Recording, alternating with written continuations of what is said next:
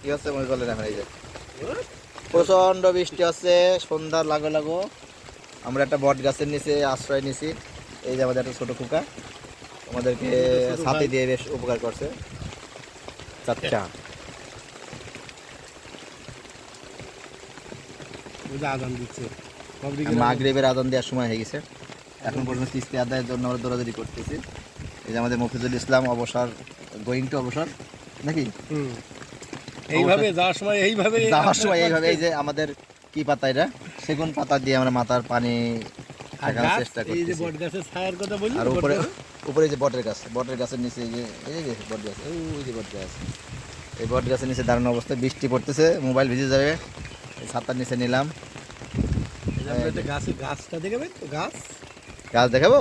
হ্যাঁ, গাছ কত উপকার করে দেখো। এই যে গাছ, এই যে গাছের নিচে দাঁড়ানো অবস্থায় আছে আমাদের মফিজুল ইসলাম। বিশাল বড় বটের গাছ। আমরা অক্লান্ত পরিশ্রম করে চলেছি। আমাদের কিস্তি আদায়ের জন্য বেশ কিছু কিস্তি পড়ে আছে। আমাদের মফিজুল ইসলাম আমাদের দাঁড়ানোর মতো জায়গা নাই। এখান থেকে গ্রাম প্রায় 1 কিলো দূরে। ওই যে রাস্তা গাড়ি আসতেছে। আমরা এই পাশ থেকে আসছি, এদিকে প্রায় 1.5 কিলো রাস্তা আসার পর মাঠের মাঝখানে। এখান থেকে পার হওয়ার মতো তেমন কোনো পরিবেশ নেই, চারিদিকে শুধু মাঠ মাঠ আর মাঠ। এই যে একটা মাঠের রাস্তা, আকাশে ঘন মেঘ, মেঘে একেবারে ছেয়ে গেছে, বৃষ্টিতে ভরপুর।